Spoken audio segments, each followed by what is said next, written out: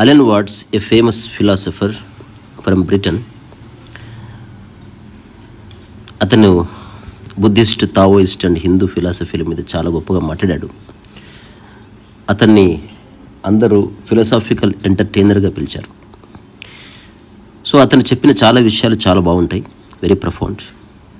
Over thinking గురించి, అసలు ఆలోచించకుండా ఉండడం, అసలు ఆలోచనలు ఎట్లా వస్తాయి అనే విషయం గురించి ఏం చెప్పాడు అనేది ఒక చిన్న ఆడియో క్లిప్, దాన్ని తెలుగులో ట్రాన్స్లేట్ చేస్తా. ఎందుకంటే అతను ఇంగ్లీష్, ఈస్ట్ లండన్ ఇంగ్లీష్ కాబట్టి చాలా యాక్సెంట్ కొంచెం విచిత్రంగా ఉంటుంది. జస్ట్ చూద్దాం.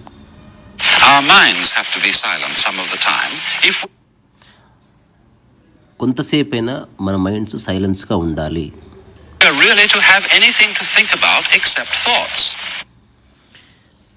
సో మనకొచ్చే వర్తమానపు ఆలోచనల గురించి తప్ప వేరే వాటి గురించి ఆలోచించడానికి మన మైండ్ లేదు. There is a popular proverb which says that talking to yourself is the first sign of madness. So ఒక ఫేమస్ ప్రావర్బ్ ఉంది, సామెత ఉంది. అదేమిటి? Which says that talking to yourself is the first sign of madness. అంటే నీతో నువ్వు మాట్లాడుకోవడం అనేది పిచ్చి యొక్క మొదటి లక్షణం. And there's some truth in this. అందులో కొంత సత్యము కూడా ఉంది. Because constant thinking, as distinct from simply experiencing through our senses, అంటే నిరంతరం ఆలోచించడం, దానివల్ల ఈ క్షణం మన సెన్సెస్ అనుభవిస్తున్న దాన్ని గుర్తింపలేకపోవడం.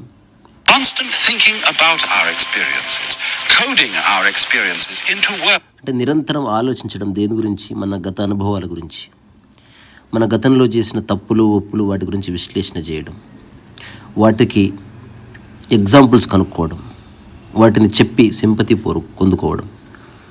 Into signs, into the symbols of thought is a buzz that goes on day in and day out. ఇలా చేయడం వల్ల మన మైండ్లో ఒక గందరగోళం నెలకొంటుంది. బజ్ అంటే ఒక శబ్దం, అంటే ఈగలు తిరిగినట్టు. అది ఎక్కడ? మన బ్రెయిన్లో. ఓన్లీ నిద్రపోయిన కాసేపు తప్ప మిగతా సమయం అంతా మన మైండ్ అంతా అస్తవ్యస్తంగా ఉంటుంది. And as a result of that, we begin to live in a world increasing. దాని కారణం వల్ల మనం ఎక్కడ నివసిస్తున్నాం, ఎలాంటి ప్రపంచంలో నివసిస్తున్నాం? Divorced from reality. అంటే నీ యొక్క సత్యము నుంచి, నీ యొక్క రియాలిటీకి దూరంగా బతుకుతున్నాం.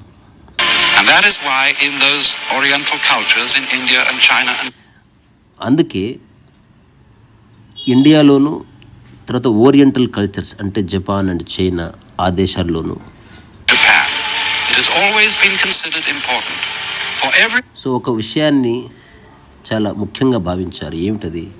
everybody to spend some of his time, by no means all of his time, but some of. So జీవితంలో లేదా ప్రతిరోజులో కొంత సమయాన్ని, మొత్తం సమయాన్ని కాకపోయినా కొంత సమయాన్ని not thinking, ఆలోచించకుండా ఉండటానికి కేటాయించాలి. ఇది అలెన్ వాట్స్ చెప్పింది. Such a profound message. అతను ఏం చెప్తున్నాడు క్లుప్తంగా చెప్పే ప్రయత్నం చేస్తాను.